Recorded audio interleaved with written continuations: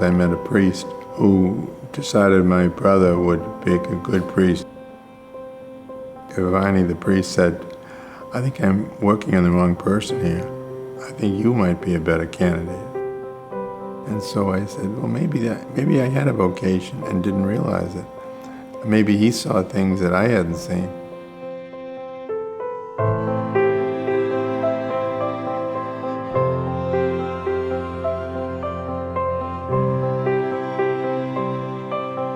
My friends, Kate and Terrence, fell in love in such a way where you realized they're gonna get married and have babies. Really exciting. In that experience, I felt a strong desire to baptize their children out of the blue. And it led me to the wild conclusion that me, unworthy as I am, might actually have to just go and check it out to see if I have vocation. And I thought that would be only a little bit of investigation and I'd find out I didn't. But here I am. And I did baptize my friend's baby.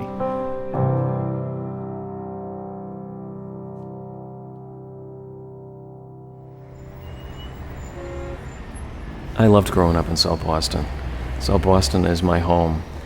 The community played a very important role in forming me as an individual and help fostering my vocations to the priesthood.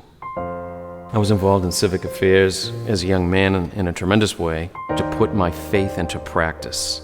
I was the lead plaintiff in the federal lawsuit on airport noise. What we sought legally, we obtained. We gained a lot of noise abatement for the local community. My involvement in civic affairs did not imply I'd be running for elected office. My involvement meant to exercise my baptism, and the call to priesthood came from within my heart, and to be of service to others. I was a physician for 26 years. I had almost 5,000 patients. Maybe back when I was a little kid, I thought about being a priest. I always say I blamed my 4th grade nun. I remember going on to a trip to the Holy Land. That was mind-changing for me. You're walking in the steps of Christ, where Christ had a lot of his physical and spiritual healings. Christ the physician. It always kept kind of rising to the surface, and I said, well, maybe when I'm 40 I'll do it or something, maybe when I'm 45, I finally did it in my 50s, but it took me a while, it's God's time, not my time. Right after college, I was working at a financial institution, doing pretty well there, seeing the path that I had paved out sort of falling into place. But there was something missing in my life. And I remember thinking to myself, the biggest problem with the path that I have chosen is that it's all about me. Once I started to give unto others, I started to see God emerge more in my life. I wanted to become a true disciple of Christ. If this is real, if Jesus is real, then he's calling me and he wants me to become his disciple.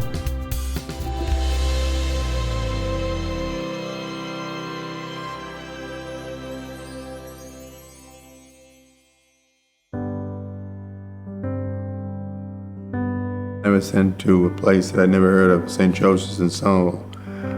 Little did I think I'd be there for the next 46 years. We went into the people's homes. We found out about their families, their lives.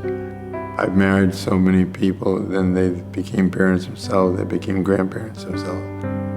I've been involved in the funerals of many, many people, and you get to know the people from a funeral. You know their pain, their anguish, what they're suffering, and I think that was our job, to be as close as we could to the people in our parish. They became family to me. And now that I'm here at Regina Clary, and so many of them will call me, or write me notes or letters, or come to see me. I had a Mass in May, my final Mass, and it was the first time that I can remember in years that the church was filled. They felt like I felt, a closeness, a bonding, a unity. We touched the hearts of many people, and they touched my heart.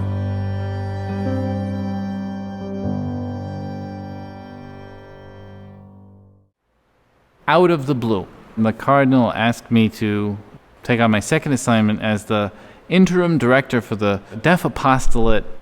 Never in my wildest imaginings did I ever imagine deaf ministry. It just never happens to occur to me. In the deaf community, there's an enormous amount of suffering. There's an inability to communicate that gives birth to an extraordinary new kind of communication. There's a dying and a rising. So I can sign, I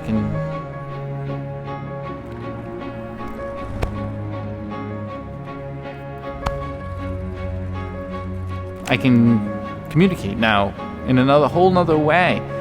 That's beautiful. God is a God of surprises. You can begin to imagine what surprise God's going to give you.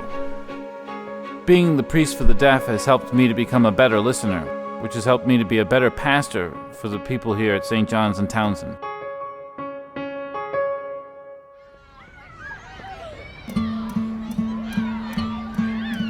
Since ordination, I've been blessed that each assignment that I have had has had a school.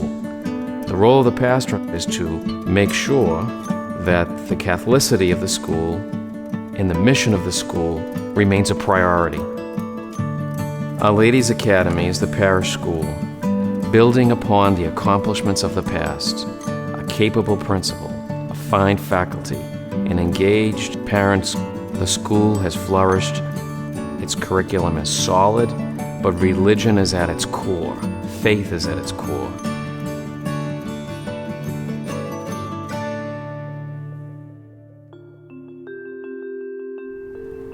I remember patients who survived a heart attack, and they always came back different, changed. I think that somewhat is also true of being a priest. When a penitent comes and been away from the church for 10, 20, 30 years, and for some reason they come back and go to confession and have made that turnaround, that conversion in their life, and that grace that God has given them, that's what's very satisfying. You know, I will see them here in the church, and I said, yeah, God's at work here. He really is.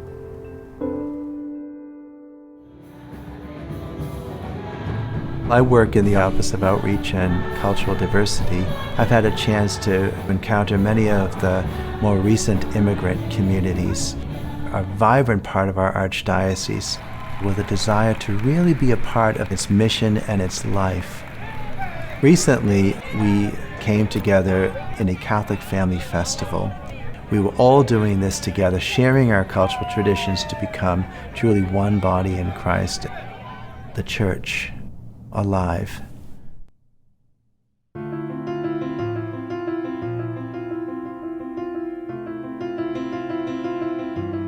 My mother, very, very wise person, she said, the church, okay, she said, that's good. Just remember, the church doesn't need more priests.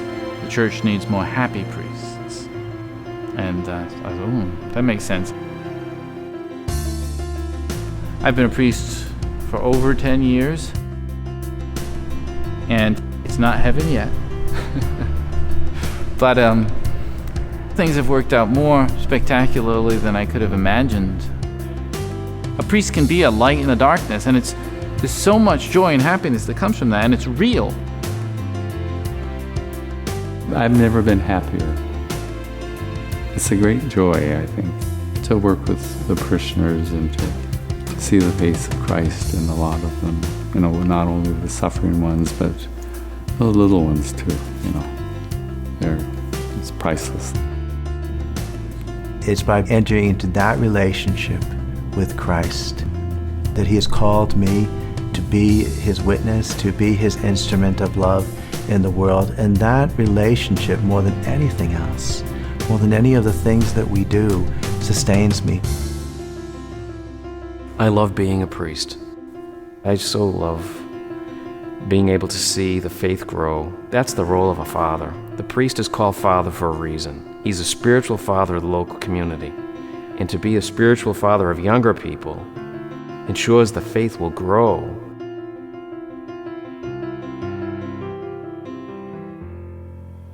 When I look back over my life and wonder, did I make the right decision?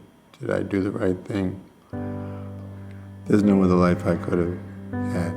There's no other life. There was sadness at the time, but overall, I can't think of any other job that I would want. It allowed me to be the person that I tried to become. And I think that was God's gift to me, to let me be a priest. And so I couldn't be happier than the job that God gave me.